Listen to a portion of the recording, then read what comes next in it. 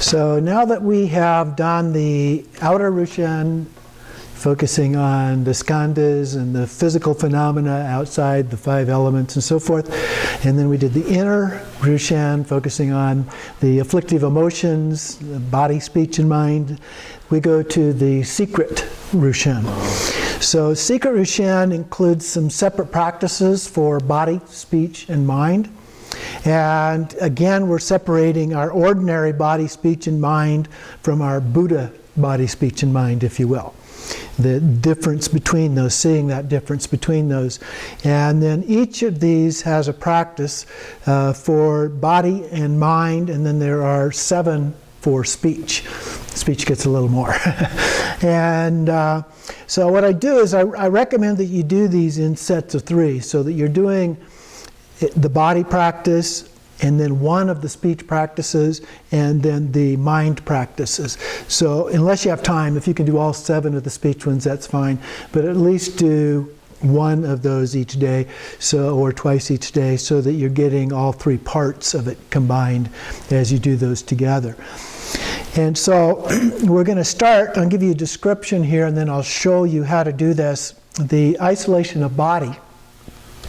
And so this relates to the Vajra body of Namanikaya, and it involves posing as a Vajra. You actually stand in a position that sort of like a Vajra might be, where you have the prongs at the top and the center, and then the prongs at the bottom. And so we're emulating that, if you will. So in doing that, you form basically a 3-pronged Vajra. The more traditional one has 5 prongs, 1 in the center and then 4 around that. But we're more like a 3-pronged Vajra. And so your arms are bent and folded together over your head. And so your head becomes 1 prong and each of your arms becomes another prong. So those are the 3 prongs, if you will, in doing that. And then we also stand, but with our heels together. And then with the heels together, then we bend our knees down. And so then the genitals, if you will, or your imagination forms 1 prong, and then the 2 legs form the other prong at the lower end of that. So you do have to be a little bit careful, because balancing can be an issue when you do this. You can fall down, so it might be good to stand next to a chair or something that you can kind of help to balance yourself with as you do this.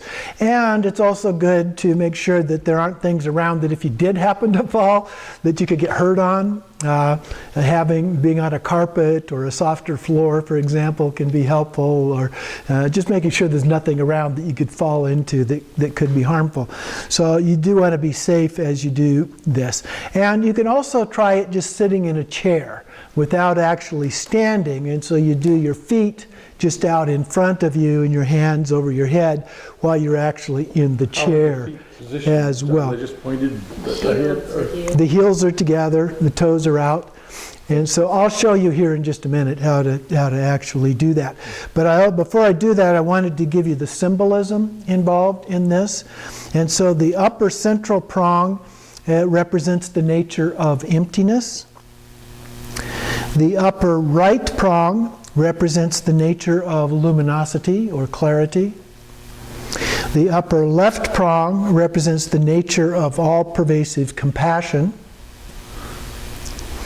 Then the lower central prong represents Dharmakaya.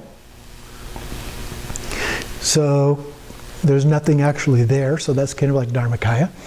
And then the lower right prong represents Sambhogakaya, and the lower left represents Namanikaya, so the 3 kayas. And then the center, where the 2 are joined together, which is actually your body in this case, represents the union of wisdom and compassion. So that is the symbolism involved in a description. So now I'd like to show you how you actually do that. So here is the position. The hands, of course, come up above your head to form a point. Then your heels are together with your feet angled out. And then you simply bend your knees down below. And so in the process of doing this, your heels come off the floor.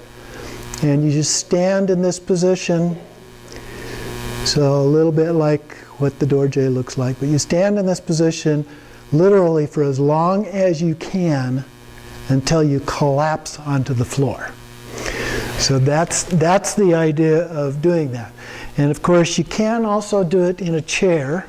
And so in a chair, you would be seated down, and your feet, your heels would again be together, toes pointed out, and then you would put your hands up above, so you're just kind of back in this position. Of course, you can stay in this position probably a little bit longer because you're not trying to support yourself with your bent legs. So you just stay in that position until you really have a feeling of being that Dorje and the symbolism involved in that. So that's the basic idea of the two positions there.